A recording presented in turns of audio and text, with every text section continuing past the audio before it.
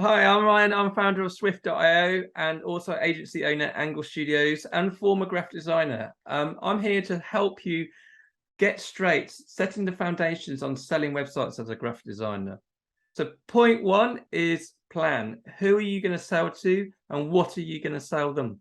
And this is really important because if you can niche this and hit the sweet spot, you will be getting inundated with work. So what I always say is that if you're already working in a construction brand or health and beauty or whatever, and you've got clients that you're working with in your graphic design services, I would start with those. Head out and talk to them and talk about their websites. Look at the ones that haven't got websites and maybe just help them navigate them into reasons why they need to have a website. So on another article, I can actually help you with that to understand and get them to buy into the value of having a website. But yeah, if you just look at that first, you can see who you're going to be selling to first, and then that way you've got the confidence, you've got the knowledge of the industry, you've got the clients already working with you in some capacity, so it'll be the best way to start moving forward. Number two is the tools you need to sell websites. So there's a few tools that we use, which I'm going to talk about briefly. But again, I want to be going over these in a lot more detail moving forwards that will help you then shape what you use moving forwards. So number one is Figma. Figma is an agency worldwide sort of use tool that people use for design. And this allows you to come up with some page designs and so on. Obviously with Swift, if you use Swift, that you don't need, the website will come, but then you can redesign pages if you wish by moving things about. But if you can't afford Figma or you don't want to use Figma, there's Adobe XD, there's Sketch, and there's a few others. But equally, you can just use a piece of paper just to get your ideas of what the page layout's going to be like, just the same as you would in a brochure layout and so on. And then ClickUp is the next one, or Trello if you're wanting to keep things small and cheap.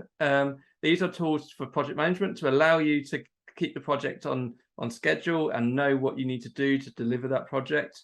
Number three is Xero. So Xero, you probably already got your accountancy software set up, but we use Xero. It plugs into lots of different things, but one of which are projects where we use to add our timing for projects. And this then goes through into the client's profile, where we can then see what we invoices versus our costs, and then the sort of margins that we got to make on those projects.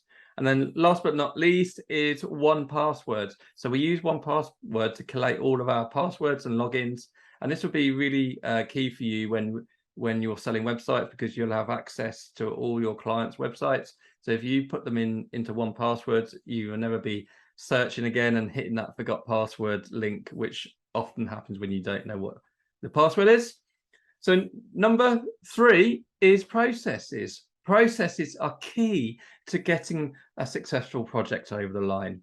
So you start off with briefing the template. So don't just take a brief from the email or over the phone, because everyone forgets what actually was briefed, and it will become a problem down the line when the clients change their mind. And it happens, so trust me. Make sure you have a template that you collate all the information they need to deliver that, for you to deliver that website. It could be just a handful of questions, but anyway, we've got a template that we use that will it's 3 pages, but it'll collate all the information you need to understand your client if it's a new one, and also what they need for that website. You need the signing off procedure. So again, don't underestimate signing off a project, because a client will use it in their favor to get more tasks out of you. So you need to make sure that you get signatures on sign off, and make sure that they know what the ongoing fees are, if there are any, and what's going to happen moving forwards.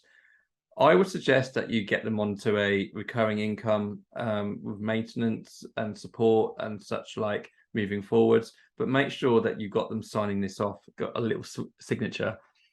Quoting is key. Again, it's really vital that you get the quote right at the start. Again, at Swift.io, we've got packages that you just sign up to, and then you can market those up and then sell them on to your client, as much as you like. And then that way, that whatever you're selling on is what you're buying. It gets a bit more difficult if you start using freelancers, because you both need, or agencies, because you both need to be aligned with the client as well in terms of what's delivering, and that's when it gets difficult. But if you use Swift, that the packages are there, so you'll be able to just purchase a website, you know what you're paying Swift, so you can then pass that on to your client. And go live. Never go live on Fridays. There's a no go live Fridays. So always make sure that your website's tested throughout. You on Swift.io, you can push live through the dashboard by just connecting your domain in a few clicks. But if you're using an agency or a freelancer, then make sure that you've tested everything before they push it live. Also, once they've pushed it live, make sure that everything's working again, because things can break on go live. So just test that before you then let your client know that the website's live. So that'll be when your first project is delivered. However, when it comes for being paid, make sure you collect payment if it's not on a recurring income. So if you're not using Swift at the moment, make sure you collect payment before you push the website live. It's a really good way of focusing the client to pay their invoices before you go live, especially if you're not hosting the website. They could cut you out and you've got no comeback. If you get payment before the website goes live, then they obviously can do what they want after that, and then you have got no worries because you've been paid. So that's kind of in a nutshell what you have to do as a graphic designer to set yourself up to sell websites. If you want to go really deep into project management, you can use ClickUp, as I mentioned earlier, ClickUp or Trello. But these are where you can set sort of to-do lists. You can assign them to your clients. You can set milestones. You can liaise with your client. This is really key, actually. You're liaising through your PM tools with your clients. This means that you'll have a digital paper trail to protect you moving forward. Also, if you've forgotten what they've said, that you've got one place to find it in. So if you use a PM tool, we use ClickUp, but Trello is just as good.